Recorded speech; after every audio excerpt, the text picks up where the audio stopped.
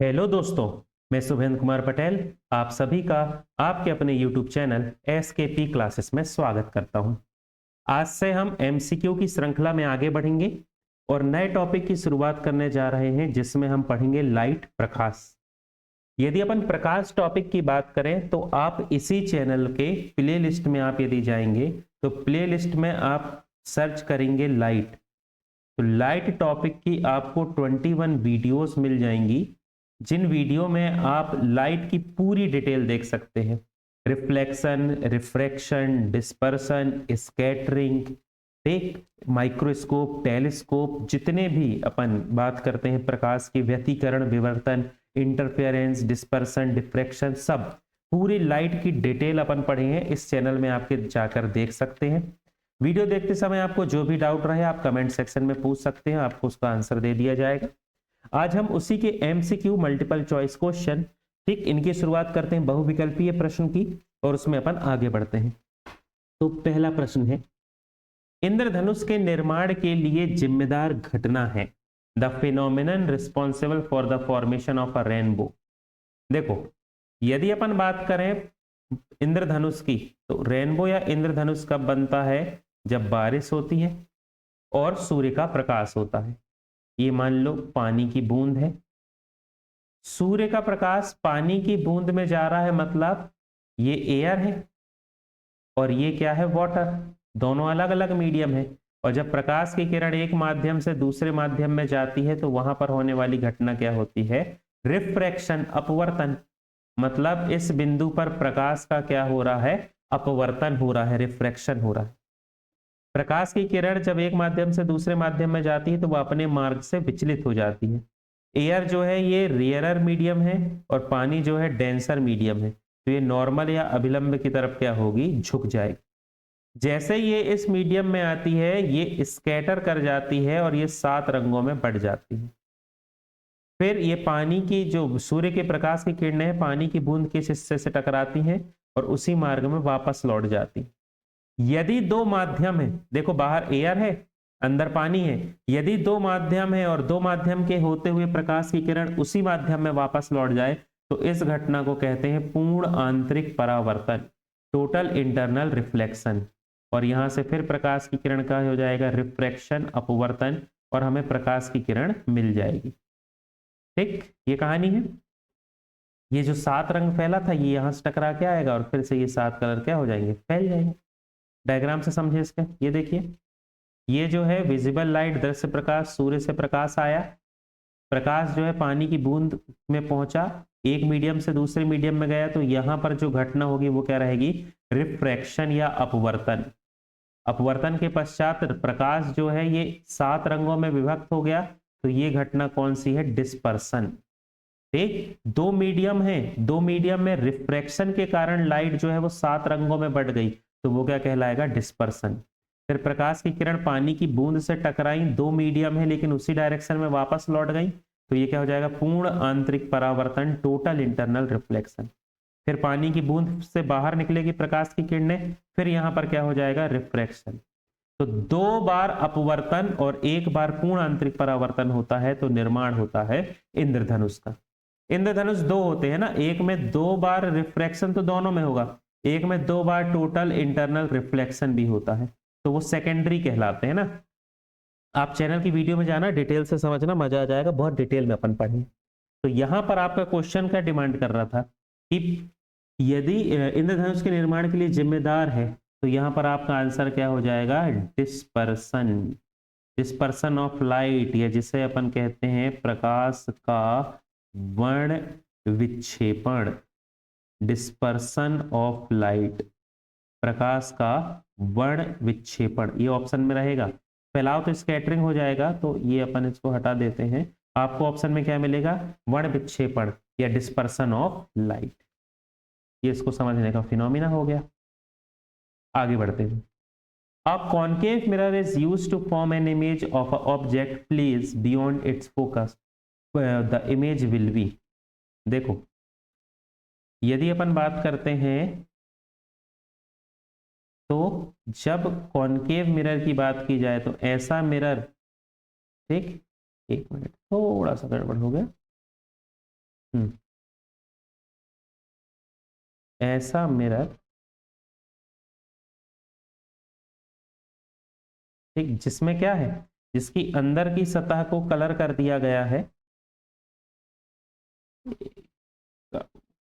ये ठीक, ऐसा मिरर जिसके अंदर की सतह से रिफ्लेक्शन हो रहा है और बाहर की सतह को कलर कर दिया गया है, उसे अपन कहते हैं कॉनकेव। अब कॉनकेव में जब अपन बात करें, ये हो गया प्रिंसिपल एक्सिस, ऑब्जेक्ट रखा है फोकस और पोल के बीच में, क्या कह रहा है, बियॉन्ड इट फोकस, ऑब्जेक्ट यहां पर रखा है, मान लो एक ऑब्जेक्ट है ए और बी। अब देखो, प्रकाश की किरण जो जाके पोल से टकराती है, वो परावर्तन या रिफ्लेक्शन के नियम का पालन करके उतना ही एंगल बना के रिफ्लेक्ट हो जाती है। एक दूसरी प्रकाश की किरण है जो सेंटर ऑफ कर्वेचर से जाएगी, वो उसी डायरेक्शन में वापस आ जाएगी। ये दोनों मिलेंगी नहीं, इमेजिनरी इनको आगे बढ़ाएंगे तो कहीं पर इनके मिलने का आभास होगा, और जब मिलने का आभास होगा तो बनने वाला प्रतिबिंब क्या होगा, आभासी। आभासी बोले तो वर्चुअल, और आभासी प्रतिबिंब हमेशा कैसा होता है, सीधा। तब ढूंढो आभासी सीधा और बड़ा। आभासी सीधा छोटा, देख सकते हैं ये वस्तु है ए बी और प्रतिबिंब उससे बड़ा है, तो प्रतिबिंब कैसा होगा, आभासी सीधा और वस्तु से क्या होगा, बड़ा। वर्चुअल, इरेक्ट एंड मैग्नीफाइंड, सी आपका ऑप्शन हो जाएगा। आप एक बार ना वीडियो जरूर देख लेना, इन सबको अपन ने एक एक डायग्राम बना के डिटेल से पढ़ा है, एक एक डायग्राम का रे डायग्राम बना के, आप वीडियो देखना, उसमें समझ में आ जाएगा। ये देखिए, ये कंडीशन है, वही जो बताना चाह रहे हैं कि कैसे क्या हो रहा है, कैसे करता है ये काम। ये क्या हुआ, ये रखा हुआ है ऑब्जेक्ट, एक जो लाइट है वो गई सीधे रिफ्लेक्ट हो गई, दूसरी सेंटर ऑफ कर्वेचर से गई, दोनों इमेजनरी आगे बढ़ाने पर एक पॉइंट पर मिली।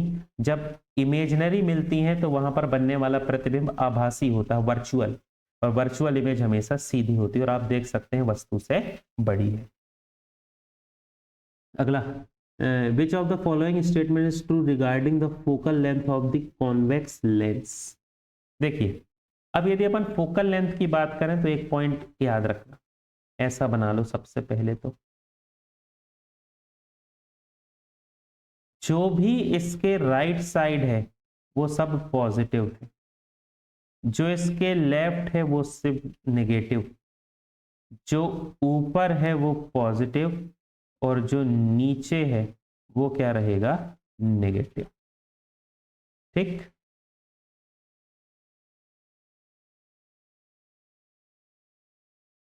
चलिए आगे बढ़ते हैं। थोड़ा सा नया नया सीखा हूं मैं, इस वजह से दिक्कत हो रही है, पर कोई नहीं, बनने लगेगा। अब ये जो है, इसे बीच वाले पॉइंट को आप मान लें ऑप्टिकल सेंटर। ठीक, ये जो बीचों बीच वाला पॉइंट है, इसे आप क्या मान लें, ऑप्टिकल सेंटर। ऑप्टिकल सेंटर के राइट में जो भी है वो पॉजिटिव, लेफ्ट में है जो भी वो नेगेटिव, ऊपर है पॉजिटिव, नीचे जो रहेगा वो क्या रहेगा, नेगेटिव। ठीक, अब क्या कह रहा है, ये कोई भी लेंस हो है ना, दिक्कत नहीं है, अपने पास कौन सा convex lens, it's always positive. यदि अपन बात करते हैं कॉन्वेक्स लेंस की, कॉन्वेक्स लेंस से मुख्य अक्ष के समांतर आने वाली प्रकाश की किरणें अपवर्तन के पश्चात फोकस पर मिलती हैं, तो ये इसका फोकस है।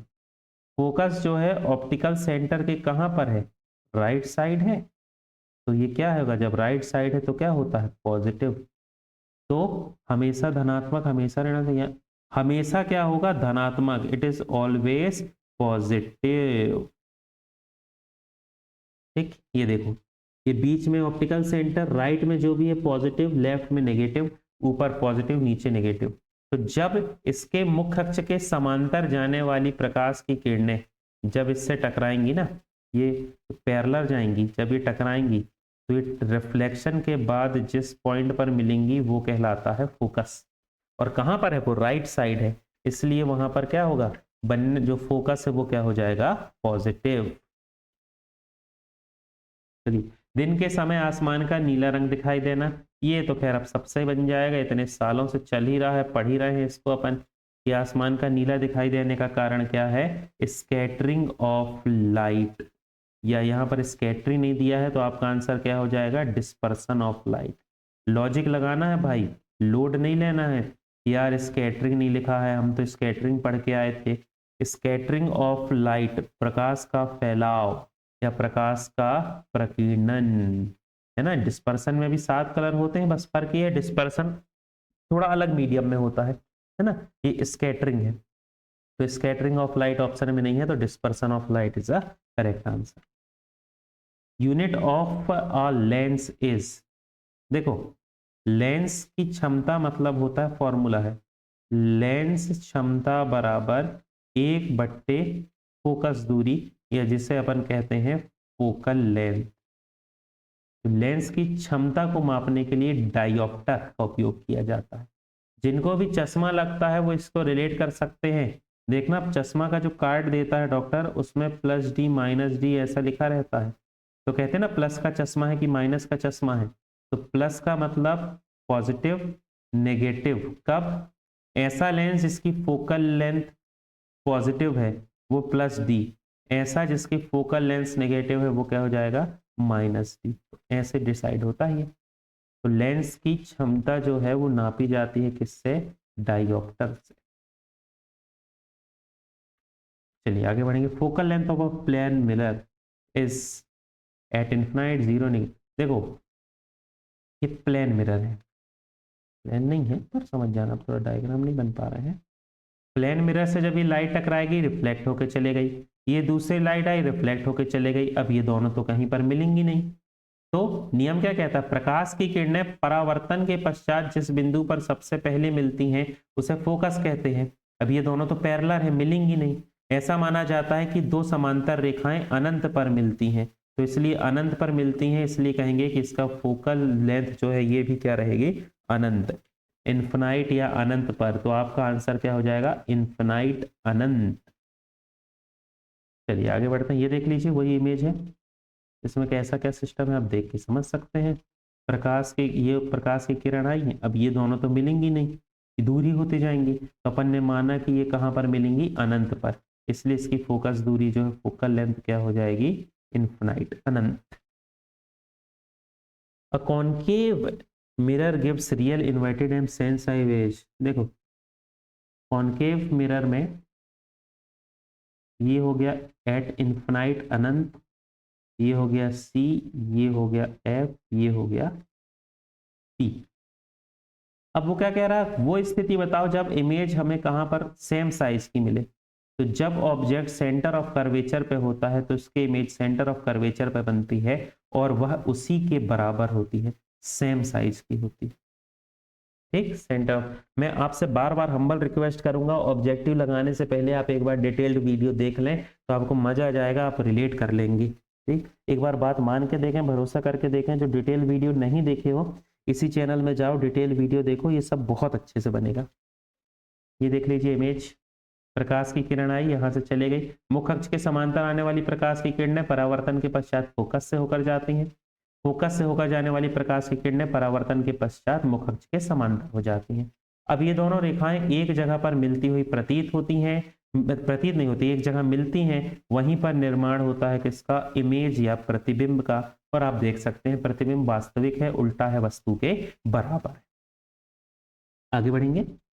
प्राकृतिक परिघटना तारों का टिमटिमाना किसके कारण होता है। तो ये तो बचपन से दसों बार सुनते आए होंगे, ये घटना किसके कारण होती है। तो बहुत लोड होना तो नहीं चाहिए।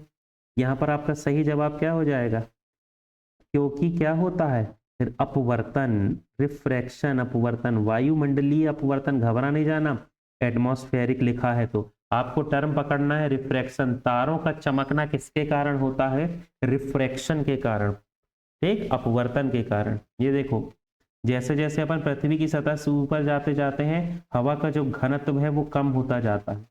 उसके अलग अलग कारण है, प्रेशर कम है तो डेंसिटी कम हो गई, ग्रेविटेशन ज्यादा काम नहीं कर रहा है तो उसकी डेंसिटी भी कम हो गई। तो ऊपर जैसे जैसे जाते जाएंगे तो डेंसिटी कम होगी, डेंसिटी कम होगी तो ऊपर जो है वो रेयरर मीडियम रहेगा, विरल माध्यम, उसके नीचे डेंसर रहेगा, और प्रकाश की किरण रेयरर से डेंसर में आएगी तो वो अपने मार्ग से विचलित होती जाएगी, और जब वो हमारी आंख में पहुंचता है वो प्रकाश, तो रास्ता बार बार बदलता है क्योंकि मीडियम डेंसर होता जा रहा है नीचे आने पर, तो हमें ऐसा लगता है जैसे वो तारे का प्रकाश बार बार चालू हो रहा है, बंद हो रहा है, और वो तारा हमें टिमटिमाता हुआ दिखाई देता है। ये इस कारण कि देखो आपको पता है ना, वायुमंडल अपना ट्रोपोस्फेयर, स्ट्रेटोस्फेयर, मीजोफेयर, थर्मोस्फेयर, एक्सोफेयर, ये जितने भी हैं एक्सोस्फेयर, ये जितने भी हैं, यहाँ पर डेंसिटी सबसे कम एक्सोस्फेयर में है और यहाँ पर सबसे ज्यादा है। डेंसिटी कम होती जा रही है, मॉलिक्यूल्स के बीच की दूरी बढ़ती जा रही है, इसलिए ये क्या हो गया, एक रेयर मीडियम की तरह काम कर रहा है। और प्रकाश की किरण में क्या होते जा रहा है, रिफ्रैक्शन, अपवर्तन। तो आपका आंसर क्या हो जाएगा, वायुमंडलीय अपवर्तन, एटमॉस्फेरिक रिफ्रैक्शन। एक शिकारी एक मछली को मारना चाहता है जिसकी छवि साफ पानी में देखी जा रही, उसे निशाना बनाना होगा। मछली की छवि के नीचे, मछली की छवि के ऊपर, मछली की सीध में, किसी भी दिशा में। आप देख सकते हैं, आप मान लो जाते हो तो देखना, तट पे खड़े होकर देखना, नीचे यदि कोई सिक्का डूबा होता है तो वो सिक्का आपको ऊपर प्रतीत होता है, जबकि आप जब हाथ लगाओगे ना, ये रियल है, मतलब ये अपन को क्या होता है, इमेज यहाँ बनती है, जबकि रियल होता कहाँ है, नीचे। फिर यदि आप हाथ करोगे तो यहाँ लगेगा जरूर, लेकिन वो होता है नीचे। क्यों, क्योंकि पानी जो है ये कैसा है, डेंसर मीडियम है, सघन माध्यम, और आप यहाँ से देख रहे हैं हवा से, हवा कैसा है, विरल। तो प्रकाश की किरण एक माध्यम से दूसरी माध्यम में जाएगी तो अपवर्तन होगा, उसकी दिशा बदलेगी, वो अभिलंब की तरफ झुक जाएगी। तो हमेशा यदि उसको शिकार करना है तो छवि जो हमें इमेज दिख रही है उसके नीचे शिकार करना होगा। ये यहाँ देख सकते हैं, आप समझ सकते हैं, ये यहाँ पर उसको दिख रहा है, प्रकाश एक जगह से दूसरी जगह गया तो वो अभिलंब से मुड़ गया, तो उसको प्रतीत हो रहा है कि मछली यहाँ पर है, जबकि असली जो मछली है यहाँ है। तो इमेज में परछाई में वो प्रहार करके करेगा क्या, यदि उसको प्रहार करना है तो जो इमेज है उससे नीचे प्रहार करना होगा, बिलो द इमेज। यही ना ऑप्शन में, एक मिनट देख लेते हैं ऑप्शन। हाँ, मछली की छवि के नीचे। उत्तल लेंस पर एक वास्तविक बिंदु आकार की छवि को फोकस करता है, वस्तु को रखा जाता है। उत्तल लेंस के फोकस पर इमेज कब बनती है, जब प्रकाश की किरण मुख अक्ष के समांतर हो, पैरेलल टुवर्ड प्रिंसिपल एक्सिस। और मुख अक्ष के समांतर कब होती है, जब वस्तु अनंत पर रखी हो, दूर रखी है, तो वो आने वाली प्रकाश की किरणें पैरेलल हो गई। तो आपका आंसर हो जाएगा जब वस्तु अनंत पर हो, एट इन्फिनाइट, अनंत। ये देख लीजिए, F2 पर कब बन रहा है, जब प्रिंसिपल एक्सिस के ये क्या है, पैरेलल, और पैरेलल है मतलब वस्तु दूर रखी है, दूर रखी है मतलब अनंत, तो वस्तु कहां पर होगी, अनंत पर। ठीक, अगला, जब श्वेत प्रकाश निर्वात में, मोस्ट इंपॉर्टेंट है ये, अभी अभी मैं 3 से 4 मॉक टेस्ट में ये क्वेश्चन देख लिया दोस्त, 3 से 4, कि प्रकाश जब निर्वात में गति करता है तो क्या होगा, बैगनी रंग की गति लाल रंग से अधिक होगी, लाल रंग की गति बैगनी से अधिक होगी, विभिन्न रंग की आच्छादित गति भिन्न होगी, सभी रंग की गति एक समान होगी। देखो, निर्वात या वैक्यूम मतलब जहां कुछ भी नहीं है, जब कुछ भी नहीं है मतलब किसी प्रकार के कोई पार्टिकल्स या कण नहीं है, और जब कण नहीं है तो प्रकाश टकरा के ना तो उसमें अपवर्तन होगा, ना परावर्तन, ना उसमें प्रकीर्णन होगा, ना वर्ण विक्षेपण। मतलब जब पार्टिकल्स ही नहीं है तो लाइट रेस जब उससे टकराएंगी तो ना रिफ्लेक्शन होगा, ना रिफ्रैक्शन होगा, ना डिस्पर्सन होगी, ना स्कैटरिंग, चुपचाप आ जाएगा प्रकाश। तो सभी रंग की गति क्या होगी, एक समान होगी। बहुत इंपॉर्टेंट है, आप मॉक टेस्ट लगा के देख लो, आपको देखने को मिलेगा, निर्वात में सभी रंग की गति एक समान होगी, all colour have the same speed. ठीक, तो यहां पर अपन ने आज लाइट के कुछ क्वेश्चन ले लिए, अभी अपन और क्वेश्चन करेंगे, लाइट के न्यूमेरिकल्स भी करेंगे, धीरे धीरे अपन इस श्रृंखला को आगे बढ़ाएंगे। मैं और अच्छी चीजों को इमेज से ला के आपको समझाने की कोशिश करूंगा। इसमें आप सॉल्व करते हैं, कोई भी डाउट होता है तो आप कमेंट सेक्शन में पूछ लें, लेकिन मैं बार बार आपसे हम्बल रिक्वेस्ट करूंगा तो कि एक बार आप प्ले लिस्ट में पूरी वीडियो देख लें लाइट की, फिर मॉक टेस्ट लगाएं तो आपसे सब बनेगा, और ना बने तो आप कमेंट सेक्शन में पूछ सकते हैं। हमारे चैनल से संबंधित जानकारी के लिए चैनल से जुड़े रहें। चैनल से जुड़ने के लिए बहुत बहुत धन्यवाद।